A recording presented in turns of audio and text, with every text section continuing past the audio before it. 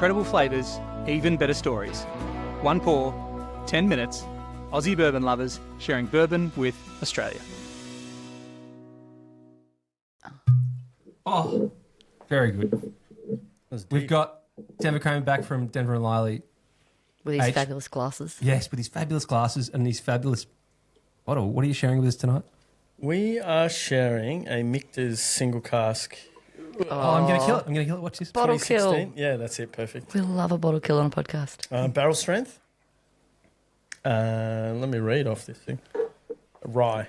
So it's a barrel strength rye from 2016. I can't remember when they started doing this in this bottle. Yeah, I don't know. But yeah, it's an earlier one. Cheers. Santé. Cheers. Barrel strength rye. So Dan loves his rye. He's a rye man. Yeah. It's a pain in the ass during distillation. Yeah. Yeah, when you have a passion for it, then you're happy to send in somebody else to clean the still. You just stick to everything. Is that what sticks happens? to everything, pretty much. It's a real pain to process. There is dead set. There's something about the Michter's profile that every time it gets me. I don't know what that is. Oh, I think it's the barrels, like the toasted barrels, yeah. And then their control of temperature in aging, and then a lower proof into barrel entry. Barrel. Yeah. It's one I of should the have only... answered that, though. No, well, you're right. This Answer the question. exists. It's like, well, I met him and he said this. Yeah. Answer the questions. Dave often makes up answers, so to have someone who can give us facts is really useful. That's better. Yeah. So, why are we pouring? Why are we having? Because you've brought this in to have in your beautiful glasses. Why are we doing that? What proof is that? It's beautiful. It's going to be low. Wait. Can I? I've got to say, it's in the 80s. Oh, yeah, what's your guess?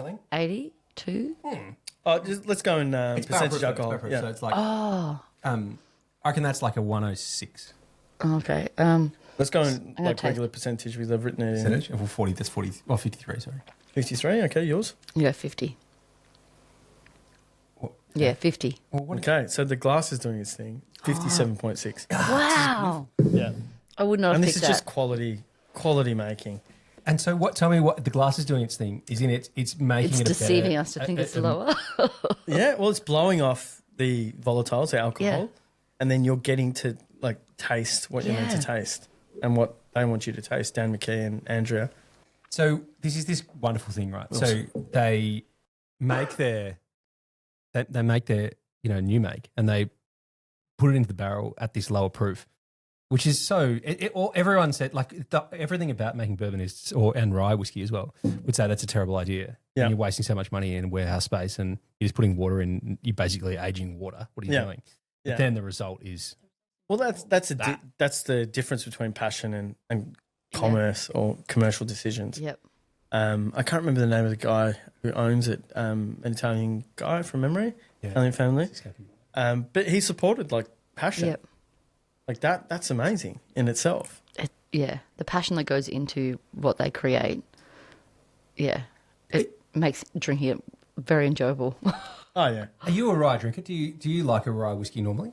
Yeah, subjective. I like a good rye, but that's subjective. So I knew that before it came out of my mouth. But yeah, for example, like Gospel, I think they make a fantastic rye.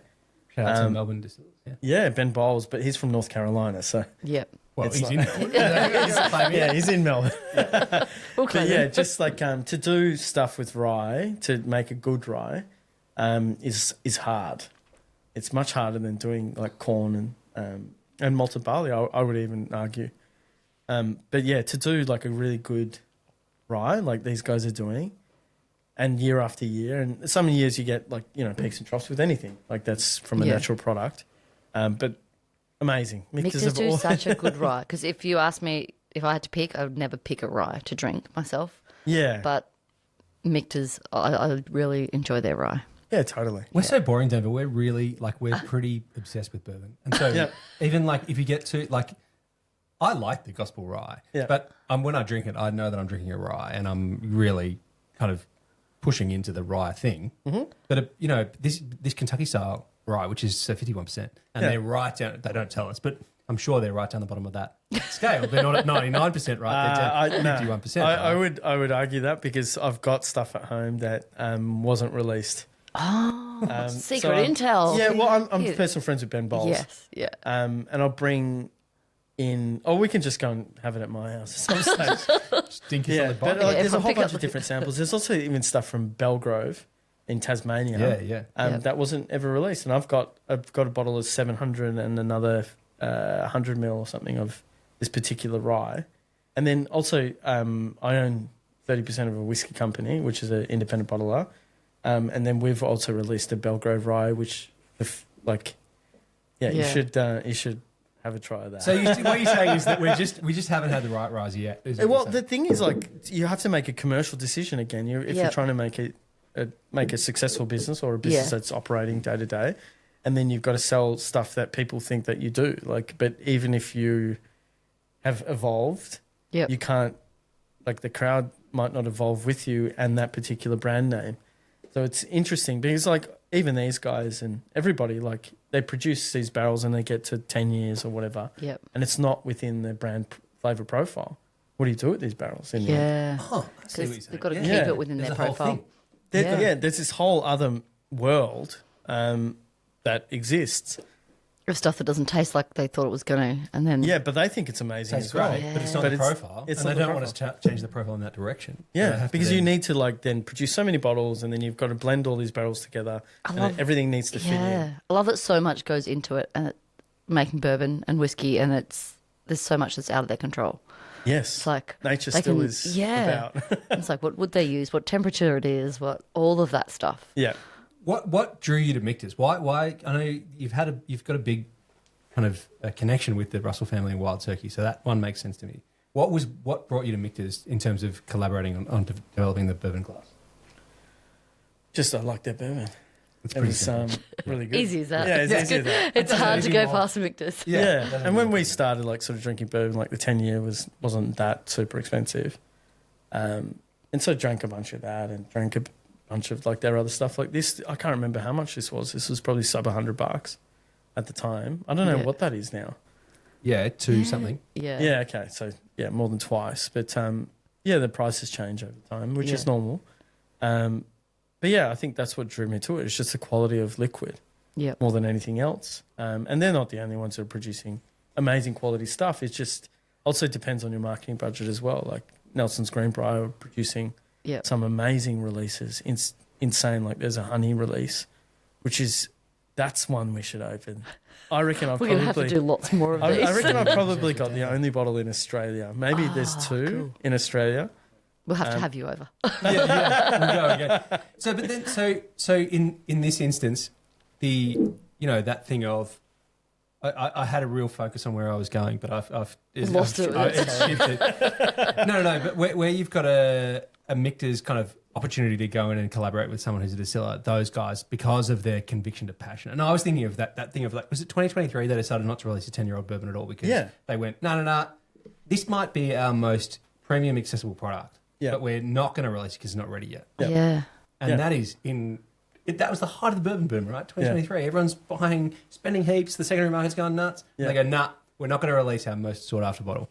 Yeah, I think it was a 24 or the 22 that Dan thought it was the best one ever. And I remember he presented here in Melbourne. And we were just messaging each other, and he said, "Oh, just come along, blah blah blah." Came to that, and he like teared up, like in that presentation of that, and you can see the passion there. And then when I was over there, every day he gave me a bottle of it. Yeah. And I was like, "Fuck, this is like." Yeah. This is something I swore again. It's no worries. I can't help it. But these guys are so It's the passionate. passion that goes into it, like so much. It Like means something to him. Yeah. It's not just a job. No. And it's that thing of, like, when you're drinking it, knowing that somebody ages ago put all that work into putting it into the barrel and then making it, as amazing as it is, and we get to sit and drink it with our friends. It's like, Dan and Andrew was the first one to make time for us when we were doing R&D. Like just two dudes from Australia. Yeah. Like think about we that. get the same affection from them. It's amazing. They're so and just so passionate about what they do too, and so welcoming to anyone who when we had them on the podcast, they loved the fact that and Michters is one of the Andrew only and Dan on the podcast. Yes. What Michters is one of the only bourbons that I can, like, easily pick in a lineup of like blind tastings. Yeah, right. And we did a blind tasting when we were over there at a Watch Your Proper. And there was one bourbon, and I was like, I don't know what it is, but I'm right back at home in front of my fireplace. And I was like, it has to be Michter's because that's kind of the one we drink the most in front of our fireplace. Yeah. And it was. And it was just that memory of associated with the taste and the flavour. It's just one I can pick. Others, I'm like, I'll have wild guesses and get, different elements of different profiles. But the Michter's, yeah. You called out something the other day, actually. So we've got it's not a huge collection. We've got it's great. It's a really great collection. But there's some, a distillery gets its own shelf if you've got enough of it. And Michter's has its own and shelf. Makers has its own shelf. Have their own shelves. But and the rest Michter's is stuff all... feels like it's on the highest rotation. Sounds like all you've the got a shelves. decent collection. Maybe we have an okay collection. Yeah. But the Michter's get such a high rotation because we like it so much. And I think that's one of the things that I get most excited about with Andrew and Dan and their generosity is that not only are they so generous with their time and so kind, Yeah. making stuff that's really bloody Yeah. Yep. Yeah. good. Like this. These amazing glasses with this amazing bourbon. I love that we killed a bottle, so we're going to be able to settle in after this and keep drinking it. Yeah. Hey, Denver, thanks for coming on again, mate. Cheers. Cheers. Cheers, team. Thanks for having me. Thanks for listening. Make sure you're connected with us on TikTok, Instagram and YouTube, and stay connected with us by clicking subscribe on your favourite podcast app.